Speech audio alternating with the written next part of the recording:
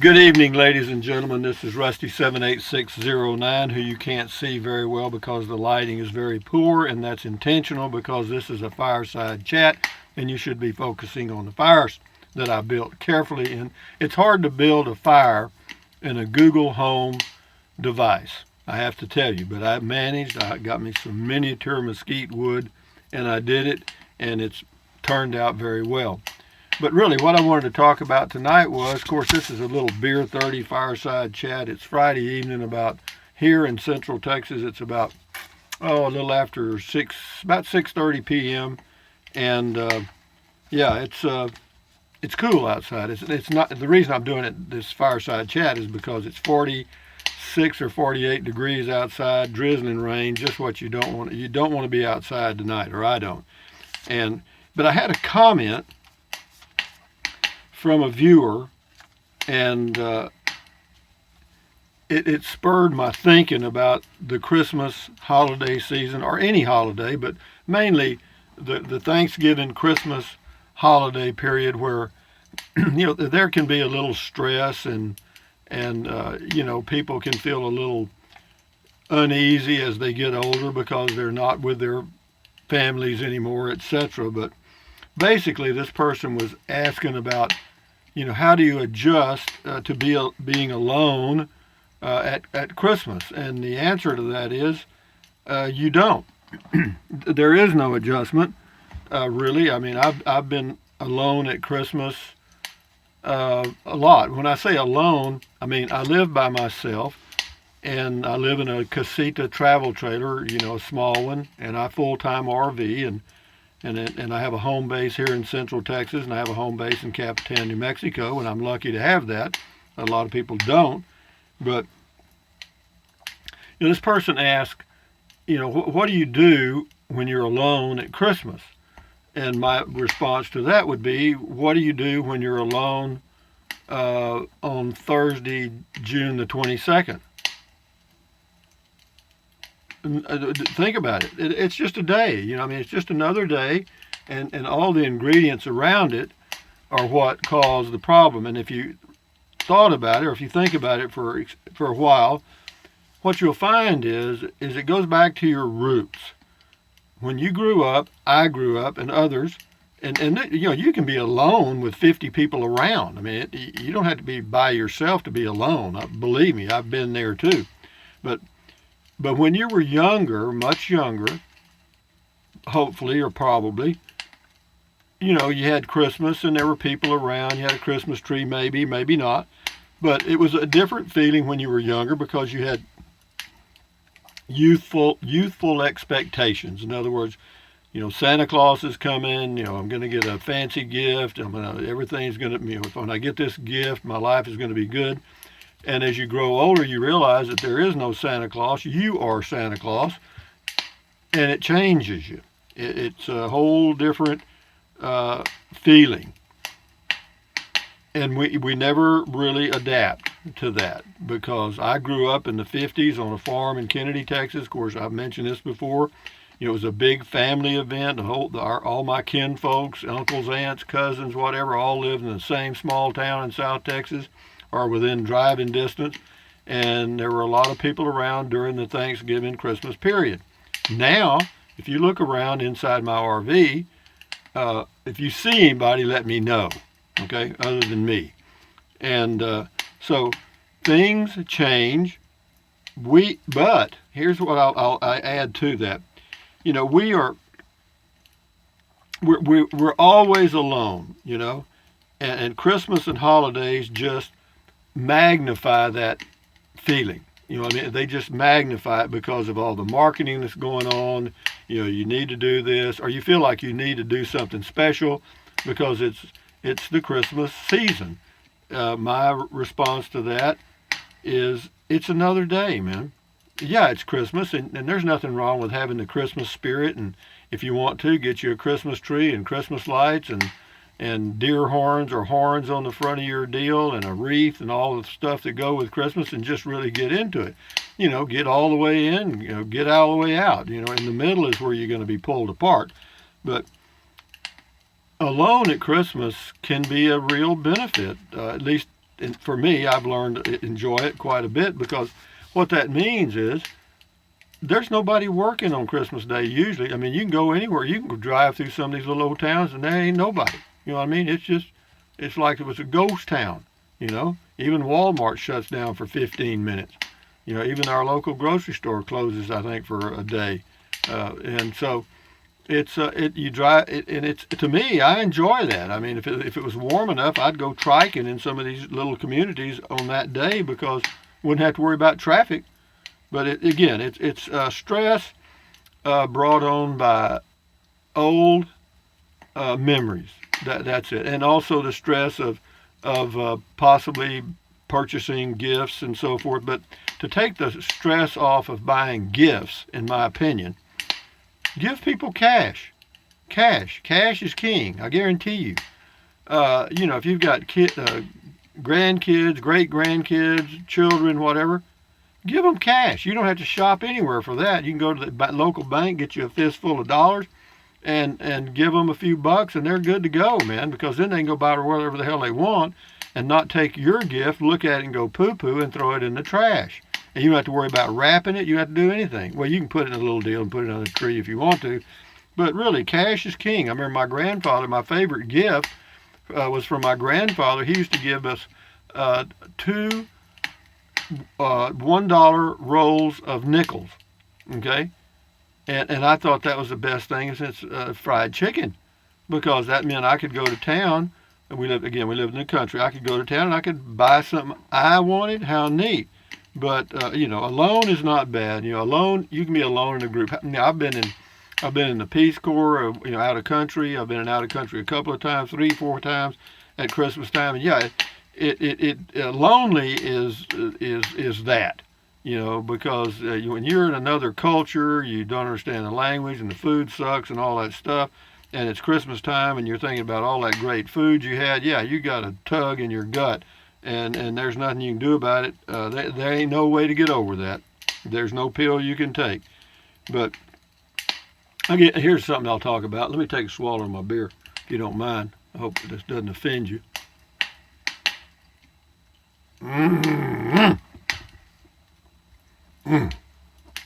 Das is good. It's good. I like beer. I do. I don't drink much. I drink 3 beers a day. Sometimes.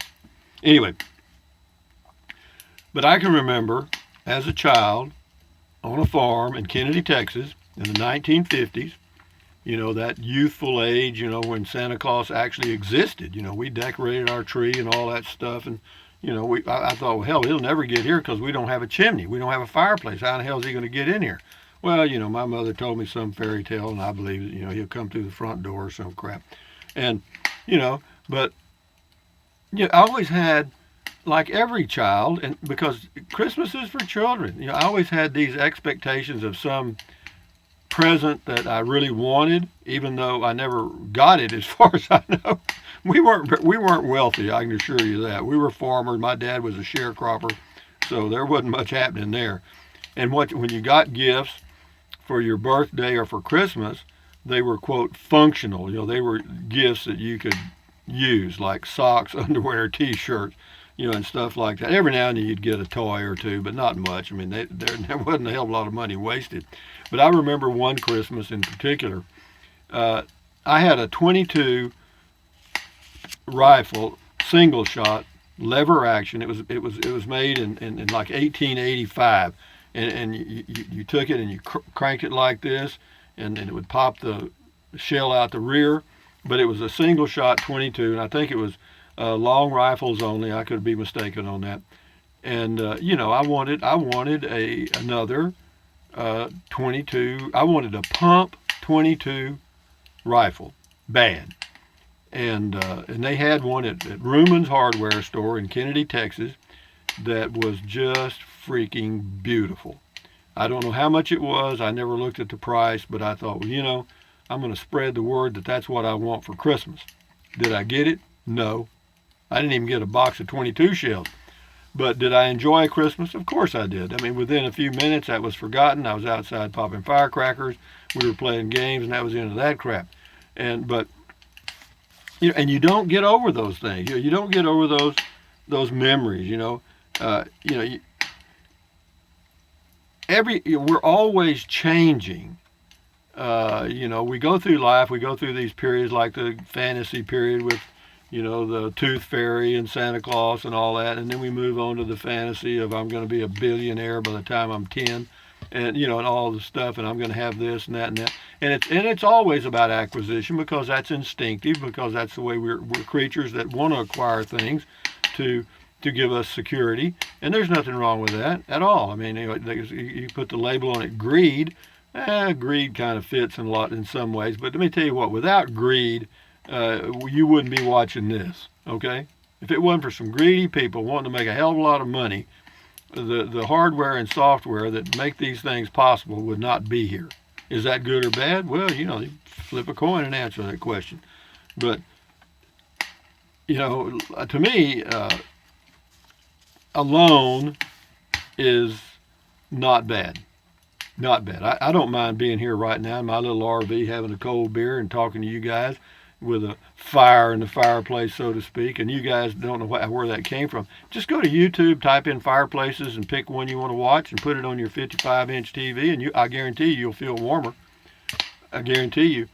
But the Christmas season, and that's everywhere in the world. Every country in the world has festivals and celebrations and all kind of things, and they're usually directed at family event type things. And believe me, when those people are not in that country, or they're somewhere in the country where they're not near their families and the big events, they feel the same way. Everybody feels that that kind of, wow, it's kind of empty. This isn't like it used to be. It'll never be like it used to be, ever. Used to be is gone. What it is now is the way it's going to be.